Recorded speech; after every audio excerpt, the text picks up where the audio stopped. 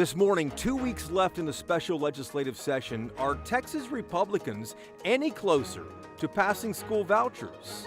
They need 76 votes. Right now, I believe they have, 50 something. State Rep Ron Reynolds doing the math with us from Houston.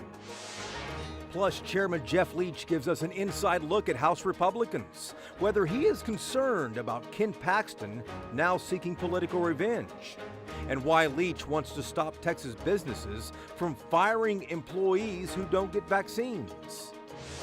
Disarray in D.C. 3 Texas Republicans among those opposing Jim Jordan as the next Speaker of the House. Will that position, though, hurt them in next spring's primary election? And the political surprise in North Texas. Dallas County just hired Hyder Garcia to run elections months after he famously left the same position in Fort Worth. We have an obligation to answer questions. That is literally in the job description. This morning, he is answering ours. Inside Texas Politics with Jason Whiteley starts now. Good Sunday morning to you. Austin and D.C. dominated political headlines, but here are some stories that you might have missed. Early voting begins tomorrow for constitutional amendments. These are important ones. Locking in property tax cuts is one of the big ones. Another loans tax dollars to power companies so they can build new natural gas power plants. Those are the ones that can be turned on instantly in a power emergency. Early voting ends November the 3rd, and the election day, is November the 7th. More fallout in this state from the far right after a recent meeting with a white supremacist. Jonathan Stickland was president of Defend Texas Liberty PAC, but he met with a white supremacist recently named Nick Fuentes. Stickland lost his presidential position. Luke Macias, now the new president of that PAC. Defend Texas Liberty is a major donor to Lieutenant Governor Dan Patrick, Attorney General Ken Paxton, and others. And New Mexico is calling on Governor Abbott to lay off the political stunts. Abbott ordered razor wire to separate Texas and New Mexico. This is not far from the international border in El Paso, but it is a first because it's between Texas and a neighboring U.S. state. Governor Abbott said the razor wire is necessary, though, because migrants cross from Mexico into New Mexico and then over to Texas. This morning, 2 weeks remain in the special legislative session, and the question is Texas really close to getting school vouchers? The Texas House proposed its own voucher bill only if it includes more money for public education and pay raises for teachers.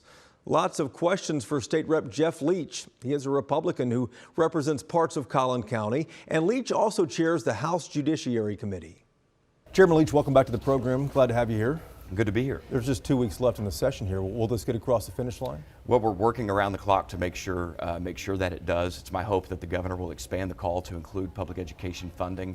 And a large part of that, yes, is teacher raise. It's also investments in school security, making sure our schools are safe.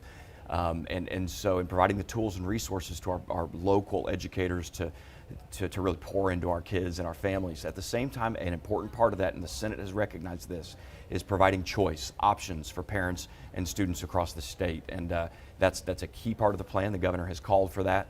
The Senate has passed it, and it's time for the House to do so as well. You think there are enough rural Republicans who would vote for this? I do right now. I think that at the very least, wherever someone is, a legislator is on this, whether they want to vote yes or no, at the very least, the people of Texas deserve a public debate and a public vote. This should not be killed behind closed doors like it has been in past sessions, in past years, for decades.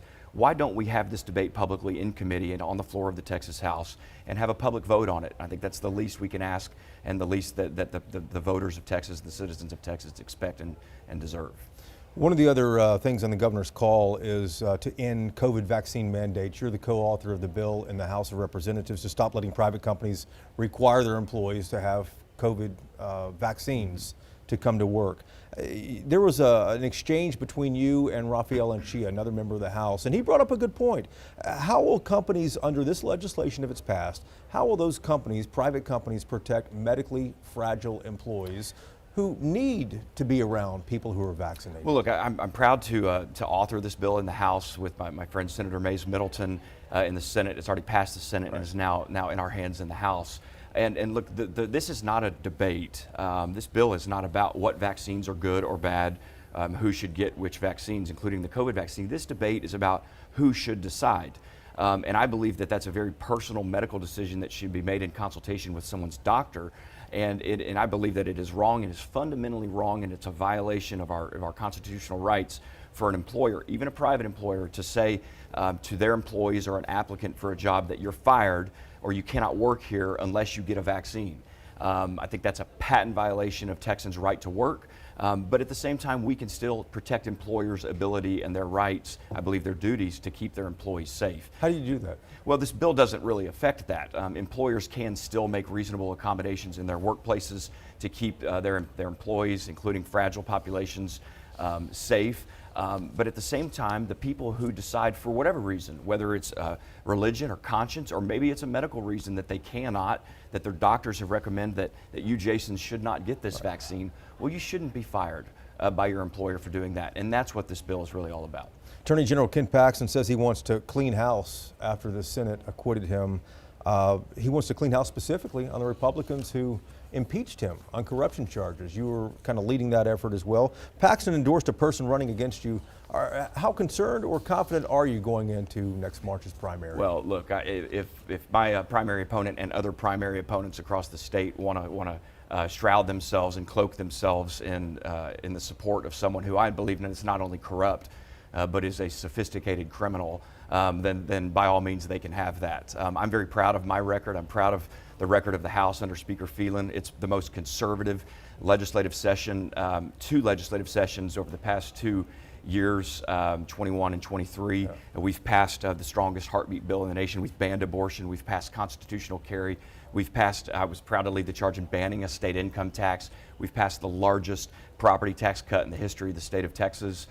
We've done a number of things to strengthen election integrity. I'm very proud of our record. We're going to run on our record. We have a lot more to do, but we're going to be very, very honest with the Republican voters, with voters all across the state about what we've done, about what the issues facing Texans are, and I'm going to ignore distractions from people who want to be dishonest about what we've done and what we stand for.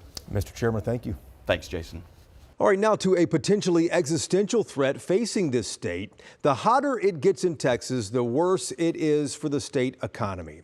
The Federal Reserve Bank of Dallas discovered this. Our extreme heat here in Texas this summer may have cost the state economy $24 billion.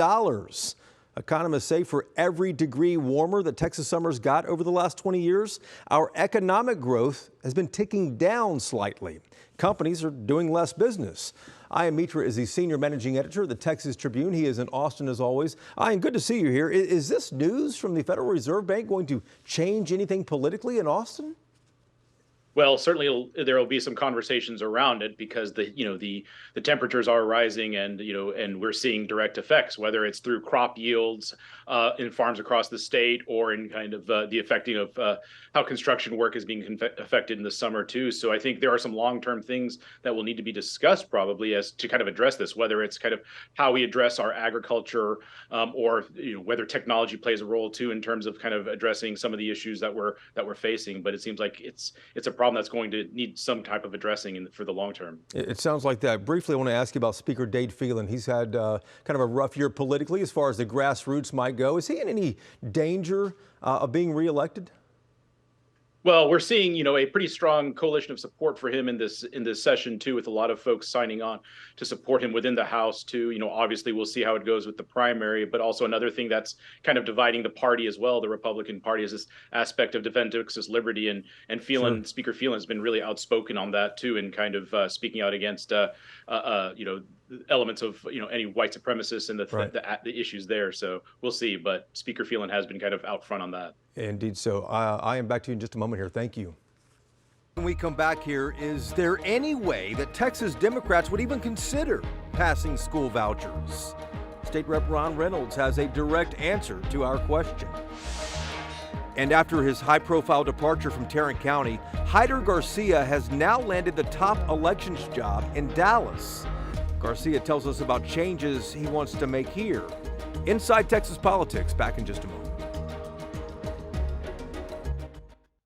Welcome back to Inside Texas Politics. Democrats in the Texas House proposed their own plan for public education. They want to raise teacher pay by $15,000, reduce class sizes, hire more counselors, and provide extra money for special education. But the top priority for Governor Abbott and Lieutenant Governor Patrick is to pass school vouchers. State Rep Ron Reynolds is a Democrat who represents parts of Fort Bend County in the Houston area. Representative, welcome back to the program here. I want to ask you the pulse of rural Republicans right now, because they've been voting with Democrats and we have 2 weeks left in the session. Where do you think this thing's going to go? Well, it's great to be back with you. I think that the Democrats, the overwhelming, almost unanimous Democrats and the rural Republicans are going to kill vouchers in this third call special session by Governor Abbott. As you know, it's already passed in the Senate. It passed in the Senate during the regular session, but the House is holding firm. I don't believe that there's going to be any budget on the pressure from Governor Abbott or Lieutenant Governor Patrick or anybody else to get us to move and pass vouchers during this third call special session. Do you see any way at all that Democrats could get behind the governor's plan for school vouchers? Unequivocally not. The governor has been clever to say, hey, if you guys pass vouchers, you can get teacher pay. We want our teachers to get a pay raise, and we are very desperate because our teachers are woefully underpaid. But if it means passing vouchers, then we won't do it. So there's no compromise. We will not compromise by any means for vouchers in this special session, in the next special session, in another special session. We're hard line nose. There's no compromise. There's no deal. Listen, the governor says, I'm going to keep calling special sessions until we get this done. How do you think this is all going to end, especially with next year being an election year? Well, you're right. I mean, the primary election is March, and Governor Abbott, by the Constitution, can keep calling 30-day special sessions all the way through Election Day. He can do that. But I don't think that's going to change the course. I think that many of I can tell you for a fact, our Legislative Black Caucus and the House Democratic Caucus stands very firm. There may be a few exceptions, but for the most part, they're nowhere near the votes that they need to pass vouchers in the House. They need 76 votes. Right now, I believe they have, 50 something. And so they're well short of the votes they need to pass this bill. I don't think governors' veiled attempts at calling special session and special session and special session is going to change the outcome, because people understand that this will decimate their local public schools, and they aren't willing to sacrifice that. If it means that they have to continue to show up and come back, then that's the duty that we are taking for our constituents. We will fight for the future of public education. Representative, we appreciate the time. Thank you, sir. Thank you. Now to the political announcement that had folks in North Texas talking. Dallas County hired a new person to run the elections department. His name is Hyder Garcia. Earlier this year, Garcia famously quit the same job next door in Tarrant County after a private meeting with a new Republican county judge there, Tim O'Hare. What was said back then that led for him to leave? And what are Garcia's plans now for Dallas? Those are two of the questions we had for him. Mr. Garcia, welcome to the program here. Congratulations on your new position. You start that December 20th. What do you think the top two challenges you'll face, because the first election is in March? Well, first of all, thank you for the invitation, Jason.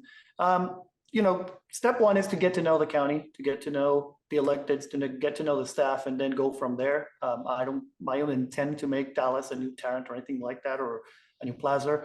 It has its own identity, and it's important for me to get there and, as a leader, get to know them and then set course for whatever next steps we want to take.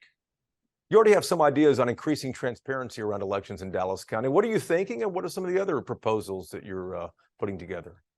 Well, what we've seen across the country is a great level of interest in public records. People want to be able to verify that elections are properly run. And I think making those processes easier and more accessible to people are going to definitely help that cause of increasing transparency. Michael has done a great work of laying down the foundations to that, but I think we can take it to the next level and just understand, again, our local groups, our local watchdogs, and say, what do you want? What will it take for you to be able to satisfy all these questions that you're raising? So you kind of leave it up to them to ask which records they'd like to see to settle their concerns? I would like to make everything that is possibly, we can possibly put out there as available as quickly as we can. That is the ultimate goal, right? That it's almost like living in a crystal bottle. All the records are there. And to basically make those redaction processes that you sometimes have to go through more expedite, so you can make them available faster. How long do you think that would take? Just understanding, and preparing. Sometimes it's not about how difficult it is to put the record out there, but to have it available, right? So if you know it's going to be asked, don't put it in a box, scan it before you put it in the box. And so little things like that go a long way to making processes faster and more responsive. When I mentioned to a few folks that I was going to interview you this morning, several of them said, well, listen, find out exactly why he left Tarrant County. What was the reason that he walked away? Like I said, I didn't share the vision. I didn't feel I was the person to do what I was being asked. And I said, then I'm not your guy, and hope you find someone who does. One of the now famous lines that you wrote to the county judge, Tim O'Hare, the newly elected Republican county judge there, you said that you made it clear in our last meeting, you told him that your formula is different, thus my decision to leave here. Can you give us any hint about what was said and why you thought that was the reason that you needed to walk away? Look, Jason, I think when you sit down with someone, close the door and say, let's talk here and let's put it all on the table, and there's this honor commitment of what we talk here will stay here, you have to honor it. I think it's all there. I did not feel comfortable with that conversation. I felt if this is your vision of it, then I'm not your person to be here. And he's the elected. He won every right to sit in that chair. I counted those ballots. It was a fair and square election. So if that's the direction he wants to go in, then it just wasn't for me to stay there and challenge that. How confident are you in Tarrant County elections right now? Super. They have fantastic staff. I know the guy who took the job, Clint. He's a good guy. I think he's going to do a good job if they let him do his job. So I'm not worried about them. I live in Tarrant County, and I trust the process that there is in Tarrant County. Despite you leaving there, you think the new elections chief, though, is maintaining integrity in Tarrant County? Absolutely. I know Clint. I think he's a good guy. I think if he's allowed to just do his job, he's going to do a great job. I haven't seen any changes. Let's see next week when we go vote, right? Early voting starts next week, everyone. So when we go vote, we'll see. But I don't think there's going to be, I haven't seen any changes. So I don't see anything that worries me. Mr. Garcia, congratulations on the job. I appreciate it. Thank you so much. Coming up next here on the program, 3 Texas Republicans are voting against Jim Jordan for Speaker of the House and Congress, and their phones are said to be blowing up there at the U.S. Capitol. Is this vote going to help or hurt them in next spring's primary election? One of our questions for the roundtable in just a moment. All right, time now for Reporters Roundtable to put the headlines in perspective. I am Mitra, back with us from the Texas Tribune in Austin. Bud Kennedy is here, a columnist at the Fort Worth Star-Telegram. Bernadine Steptoe, political producer at WFAA in Dallas. And Ian, let's start with you and the 3 Texans who continuously vote against Jim Jordan for Speaker. It's Tony Gonzalez from South Texas, Jake Elzy from North Texas, Waxahachie area, and of course Kay Granger from Fort Worth as well. Will these votes against Jordan affect them when they run for re-election in March? Yeah, that's a good question. I guess we'll also have to see whether there's actually a Speaker Jim Jordan in the in primary time. It seems like their votes, things are going kind of against Jordan. But also with this, it's also really kind of when it gets to primary season, it'll also be kind of about the framing of the presidential race around this too. So potentially, but also there's a lot of that'll be going on in primary season. And there's a long time, 5.5 months until the first votes are cast, Bud. Oh, Jason, there was a little coalition of armed forces voters against Jordan, people who didn't think that he supported funding the military. You have Kay Granger, who's chair of appropriations. The money comes through Kay to go anywhere in the country. 10,000 workers for Lockheed Martin vote in Kay Granger's and Jake Elzy's district. They want that money to keep coming to Fort Worth. And, Bernadine, as Bud said, these are thoughtful, sometimes veteran politicians in Congress who are voting against Jordan. Absolutely, and they are not afraid of being primaried. Matter of fact, remember here recently, Kay Granger was primaried, and she won decisively. And also, here's another issue. Jordan is not from Texas, so these Texas voters are not voting for him. So I don't think that they're necessarily in any kind of jeopardy just by voting, and they are sticking with their vote. They're sticking with it. But I want to shift off and ask you about that big story a few weeks ago. The Texas Tribune broke in Tarrant County about Jonathan Stickland from Defend Texas Liberty PAC, the former president there, meeting with Nick Fuentes, the white supremacist. We've seen a lot of fallout from that over the last few weeks. Is that a real controversy, or is that just a bigger dividing line inside the GOP? Jason, this story seems to have legs. I mean, some of the, dare and double dare of, are you going to give back your donations? Are you going to give back yours? That sounds like politics, but it's getting down to a deeper issue. You look at before that, the Texas Young Republicans fractured. There's a separate Young Republicans group that has a lot of Alex Jones listeners who were, some of them neo-Nazi, anti-Semitic. Some of the Young Republicans don't understand why the party loves Israel so much. You look at the people who fund Jonathan Stickland and Pale Horse, Tim Dunn, Ferris Wilks. People are asking them to fire it. Bernadine? Well, and obviously that is having some kind of impact because they did remove Stickland, former State Rep Stickland, from the presidency. So it's having some kind of impact. And also, this pact it gives money to too many high-level politicians, too many high-level state reps. And they had to do something, and obviously, it's important because they removed Stickland. Right, they did. Luke Macias is the new president there. Ian, final word this morning. Well, you just also look at the, in the chaos in the U.S. House too, and there's also a question about leadership and what the party stands for too, and I think that'll be a big component of this as well. Indeed, so it seems like Bud and I were talking just before the program here. It seems like politics is always 100 miles an hour every time we get together Sunday morning here. Ian, Bud, Bernadine, we always appreciate your time, your context, and perspective as well. We appreciate you watching every Sunday morning as well. We'll be back here next weekend to take you inside Texas politics. Hope to see you then.